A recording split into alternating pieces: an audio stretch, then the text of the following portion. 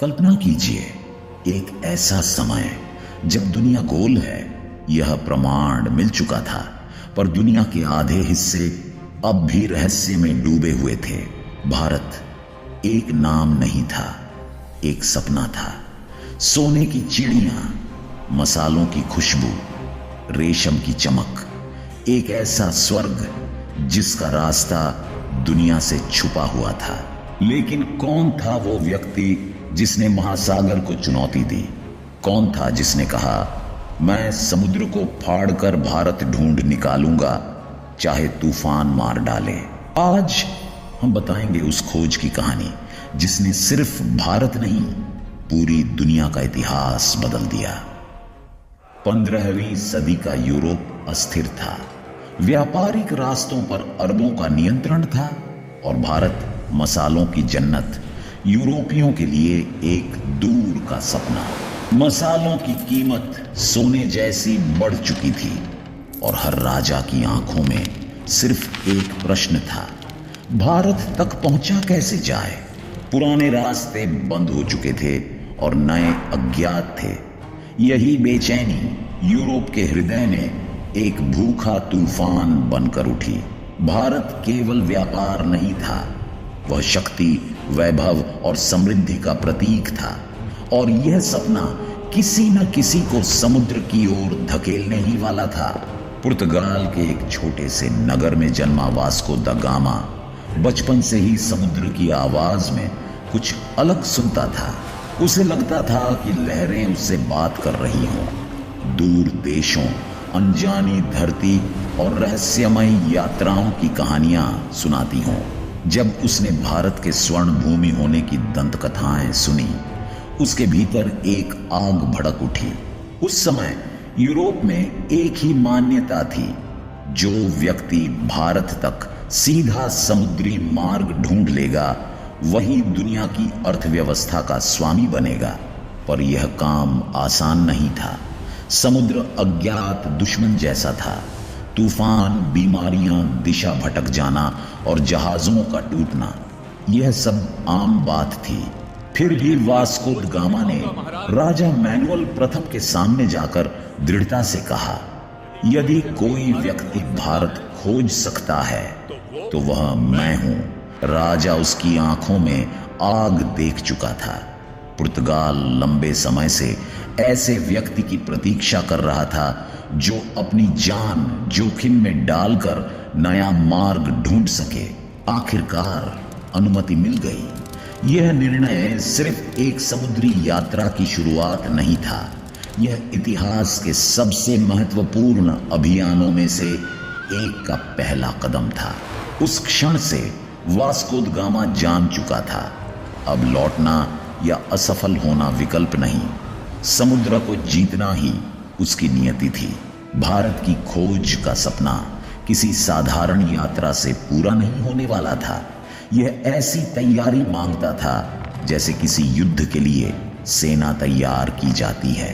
Lisbon के तट पर महीनों तक हथौड़ों, रस्सियों, लकड़ी और लोहे की आवाजें गूंजती रहीं। 4 विशाल जहाज तैयार किए गए, 100 गैब्रियल, 100 रफेल, बेरियो और एक सप्लाई शिप। नाविकों के लिए भोजन तैयार किया गया, सूखा मांस, पानी के विशाल जलपात्र, नमक में दबाई गई मछलियां और कठोर ब्रेड, क्योंकि समुद्र पर महीनों तक ताजा भोजन मिलना लगभग असंभव था। सबसे कठिन तैयारी थी नक्शों और सितारों को पढ़ने की कला। उस समय दुनिया का नक्शा अधूरा था।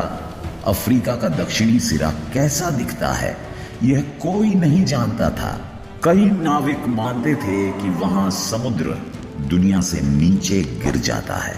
फिर भी इन सब के बावजूद लोग वास्को द गामा के साथ जाने को तैयार थे, क्योंकि वे जानते थे यदि भारत का मार्ग मिल गया तो उनका नाम इतिहास में अमर हो जाएगा। और फिर आया वह दिन, 8 जुलाई 1497, जब सूरज समुद्र पर सोना बिखेर रहा था। 4 जहाजों ने पाल उठाए, लोग तट पर खड़े रो रहे थे और इतिहास अपनी सांसें रोककर देख रहा था। वास्को द गामा की यात्रा शुरू हो चुकी थी।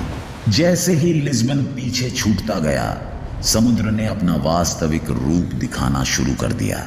शुरुआत शांत थी, पर कुछ दिनों बाद ही विशाल लहरें जहाजों से टकराने लगीं। हवा इतनी तेज थी कि पाल फट गए, जहाज डगमगाने लगे और कई नाविकों ने पहली बार समुद्री भय महसूस किया।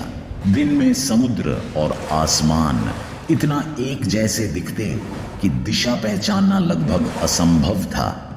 न रात का भरोसा था, न दिन का।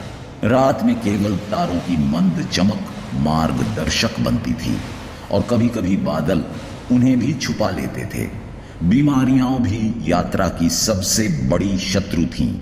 लंबी यात्रा के कारण शरीर कमजोर पड़ता और कई नाविक बुखार, संक्रमण और भूख से तड़पने लगे। कुछ तो जहाजों के किनारों से नीचे समुद्र में गिर गए, सदा के लिए। इन कठिन दिनों में मनोबल टूटना स्वाभाविक था।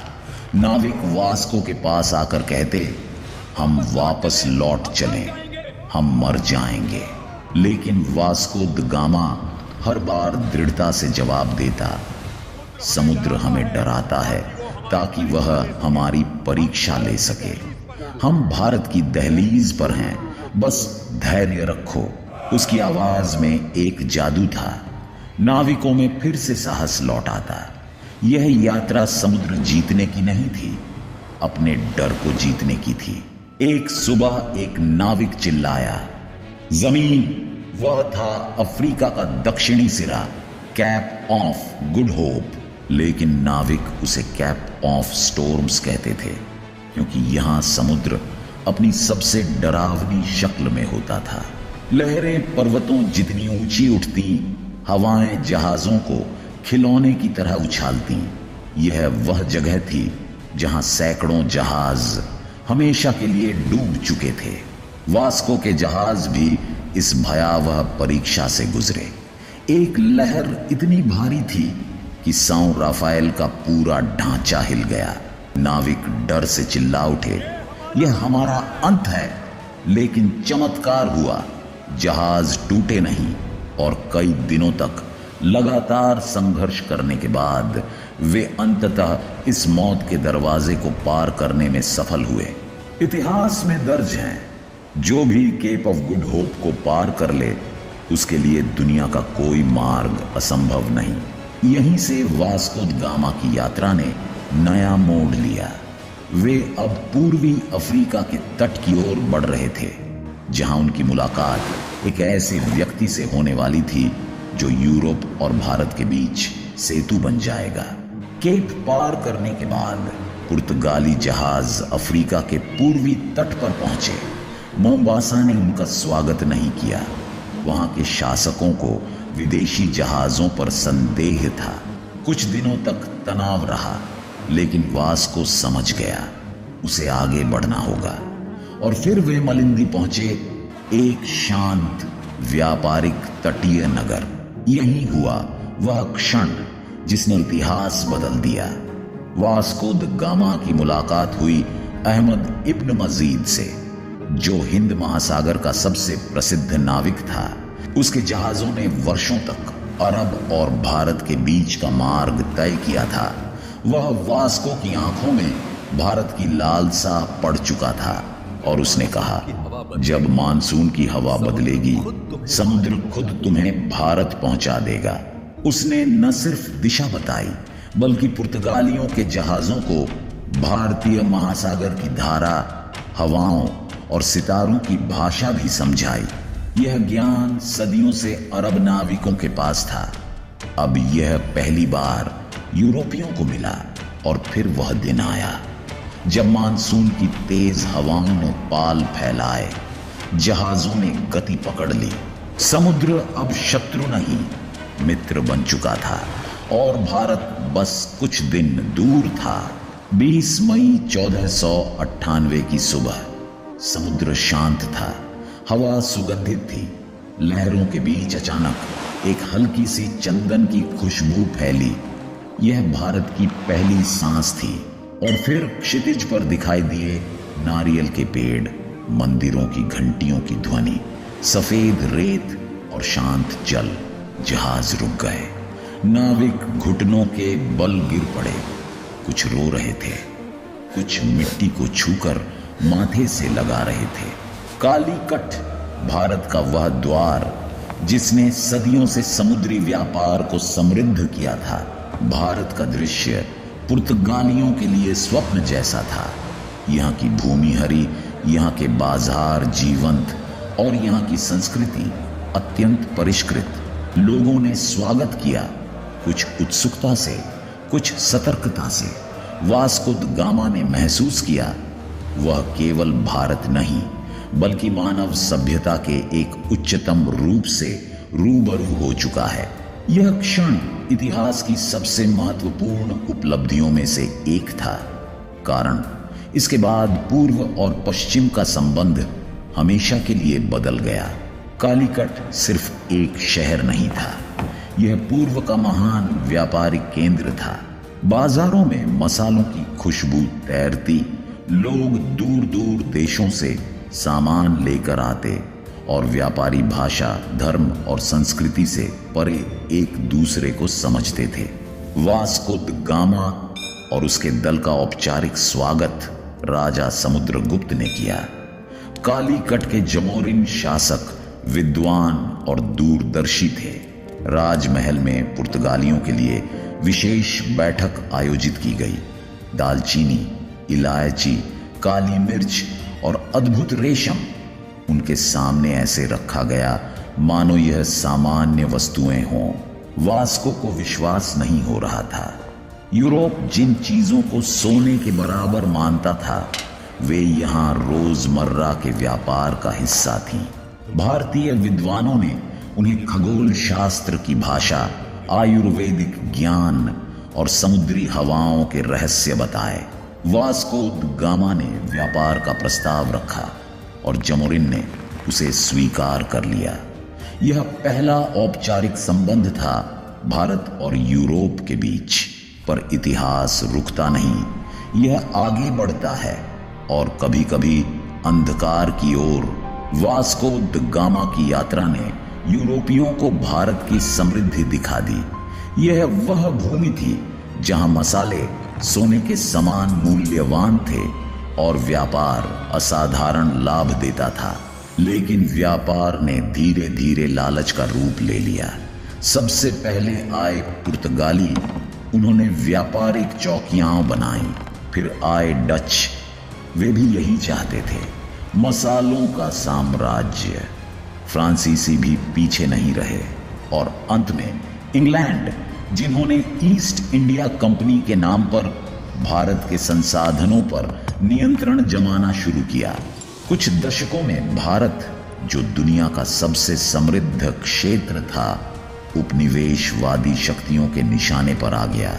यूरोपीय शक्तियां केवल मसाले नहीं चाहती थीं, वे चाहते थे शासन, संसाधन और भारतीय बाजारों पर अधिकार। इस लालच ने संघर्षों, युद्धों और शोषण को जन्म दिया।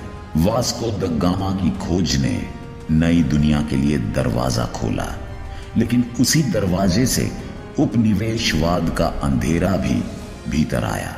और फिर भारत ने सदी दर सदी संघर्ष किया, जब तक कि स्वतंत्रता की लौ नहीं जल उठी।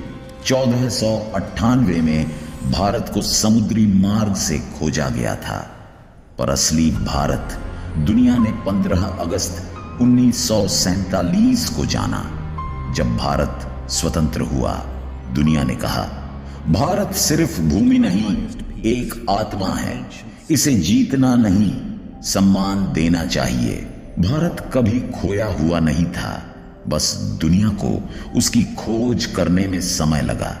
क्योंकि भारत एक विचार है और विचार कभी नहीं मिटते, वे हमेशा दुनिया को रोशनी दिखाते हैं। यदि आपको यह डॉक्यूमेंट्री पसंद आई हो तो इसे लाइक, शेयर और सब्सक्राइब जरूर करें। नीचे कमेंट में बताइए अगला वीडियो किस विषय पर देखना चाहेंगे। आपके सुझाव हमें नई कहानियां रचने की प्रेरणा देते हैं। मिलते हैं अगले वीडियो में। धन्यवाद।